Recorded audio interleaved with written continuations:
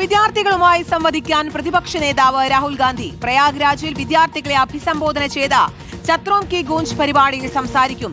പരീക്ഷാ ചോർച്ച, തൊഴിലില്ലായ്മ, നീട്ടിവെച്ച നിയമങ്ങൾ എന്നിവയ്ക്കെതിരെ ശബ്ദമുയർത്തുകയാണ് പരിപാടിയുടെ പ്രധാന ലക്ഷ്യം. അതിനിടെ ജാർഖണ്ഡിലെ പരീക്ഷാ ചോദ്യപേപ്പർ ചോർച്ചയിൽ പ്രതിഷേധം ശക്തമാകുന്നതിനിടെ സമവായ നീക്കത്തിന് ഒരുങ്ങുകയാണ് സർക്കാർ. മുഖ്യമന്ത്രി ഹേമന്ത് സോറൻ വിദ്യാർത്ഥികളുമായി സംസാരിക്കും. നോബൽ മാരിക്കാരനുണ്ട് വിശദാംശങ്ങളുമായി. നോബൽ,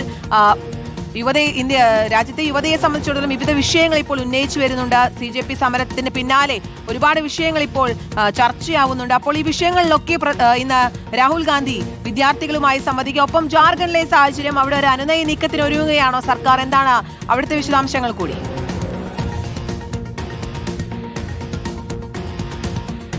കീർത്തന, കഴിഞ്ഞ നീറ്റ് ചോദ്യപേപ്പർ ചോർച്ച അടക്കമുള്ള വിഷയം ഉയർന്നതിന് പിന്നാലെ രാഹുൽ ഗാന്ധി നിരന്തരം വിദ്യാർത്ഥികളുമായി സംവദിക്കുന്നുണ്ട്. ചാത്രോം കി ഗൂഞ്ച് എന്നാണ് അദ്ദേഹം അത്തരത്തിൽ സംവദിക്കുന്ന പരിപാടിയുടെ പേര്. ജയ്പൂരിലും അതിനുശേഷം ഈ പരിപാടി പലയിടത്തും നടക്കുന്ന സാഹചര്യം ഉണ്ടായി. ഉത്തരാഖണ്ഡിലടക്കം പരിപാടികൾ നടന്നിരുന്നു. എന്താണെങ്കിലും ഇപ്പോൾ ഈ പ്രയാഗ്രാജിലാണ് അടുത്ത പരിപാടി ഇപ്പോൾ നിശ്ചയിച്ചിരിക്കുന്നത്. പ്രയാഗ്രാജിൽ നിന്ന് ഇപ്പോൾ വിദ്യാർത്ഥികളുമായി രാഹുൽ ഗാന്ധി സംവദിക്കും. ഈ പരീക്ഷാ ക്രമക്കേടുകളൊപ്പം പരീക്ഷാ സമ്മർദ്ദം അടക്കമുള്ള വിഷയങ്ങളിൽ വിദ്യാർത്ഥികളിൽ നിന്ന് അഭിപ്രായങ്ങൾ ശേഖരിച്ചുകൊണ്ടാണ് ഈ പരിപാടി എന്താണെങ്കിലും മുന്നോട്ട് പോകുക.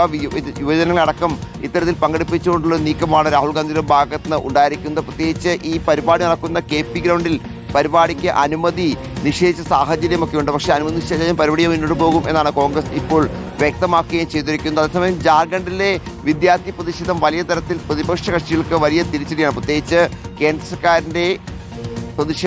സർക്കാരിനെതിരായ CJP പ്രതിഷേധത്തിന് പിന്നാലെ പ്രതിപക്ഷം അതിനൊക്കെ പിന്നിൽ അണിനിരന്നിരുന്നു. സമാനമായി തന്നെ ജാർഖണ്ഡിൽ പ്രതിപക്ഷം ഭരിക്കുന്ന ജാർഖണ്ഡിലാണെങ്കിൽ ഇത്തരത്തിൽ പരീക്ഷാ ക്രമക്കേടുമായി ബന്ധപ്പെട്ട് വിദ്യാർത്ഥികൾ ഇന്നിപ്പോൾ 15ാമത്തെ ദിവസമാണ് സമരവുമായി നിൽക്കുന്നത്. ഈ വിദ്യാർത്ഥികളുമായി സർക്കാർ ഉടൻ ചർച്ചയ്ക്ക് ഇന്നിപ്പോൾ തയ്യാറാകും എന്നാണ് മനസ്സിലാക്കാൻ കഴിയുന്നത്. പ്രത്യേകിച്ച് രാഹുൽ ഗാന്ധി അടക്കമുള്ള ആളുകൾ ഇതിൽ വിദ്യാർത്ഥികൾക്ക് വേണ്ടി രംഗത്തേക്ക് വന്ന സാഹചര്യം ഉണ്ടായതോടെ മുഖ്യമന്ത്രി ഹേമന്ത് സോറൻ കൂടുതൽ സമ്മർദ്ദത്തിൽ ആയി എന്ന് വേണം മനസ്സിലാക്കാൻ. അടിസ്ഥാനത്തിൽ ഒരുപക്ഷെ ഇന്നിപ്പോൾ ചർച്ച ഉണ്ടാകും എന്ന് അറിയാൻ കഴിയുന്നു. വിദ്യാർത്ഥികൾ നിരവധി ആവശ്യങ്ങൾ മുന്നോട്ട് വെച്ചിട്ടുണ്ട്. പ്രത്യേകിച്ച് ഈ പരീക്ഷ റദ്ദാക്കണം, അതോടൊപ്പം തന്നെ ക്രമക്കേടിൽ കൃത്യമായ അന്വേഷണം വേണം, കൂടുതൽ കരുതൽ വേണം. അത്തരത്തിൽ നിരവധി ആവശ്യങ്ങളാണ് വിദ്യാർത്ഥികൾ മുന്നോട്ട് വെച്ചിരിക്കുന്നത്. ഇതുമായി ബന്ധപ്പെട്ട എന്താണെങ്കിലും ചർച്ചയിൽ ഇന്നിപ്പോൾ തീരുമാനം ഉണ്ടാകും എന്ന് പ്രതീക്ഷിക്കുന്നു. 12 അംഗ കമ്മിറ്റിയും ഈ ചർച്ചയ്ക്ക് വേണ്ടി സമരക്കാർ തയ്യാറാക്കിയിട്ടുണ്ട്. മുഖ്യമന്ത്രി എന്താണെങ്കിലും ചർച്ചയ്ക്ക് തയ്യാറാണ് എന്ന് വ്യക്തമാക്കിയിട്ടുണ്ട്. അത്തരത്തിൽ ചർച്ച ഉടൻ ഇന്നിപ്പോൾ ഉണ്ടാകും എന്ന പ്രതീക്ഷയാണുള്ളത്. അങ്ങനെയാണെങ്കിൽ ഒരുപക്ഷേ ജാർഖണ്ഡിലെ വിദ്യാർത്ഥി പ്രതിഷേധം അവസാനിക്കാനുള്ള സാധ്യതയാണുള്ളത്. അതേസമയം CJP ശക്തമായി തന്നെ NTA-ക്കെതിരെ രംഗത്തേക്ക് വരുന്നൊരു കാഴ്ച കൂടി ഇപ്പോൾ കാണാൻ കഴിയും. അശോക് റാങ്കെ അടക്കം വ്യക്തമാക്കുന്നത് NTA പിരിച്ചുവിട്ടുകൊണ്ട്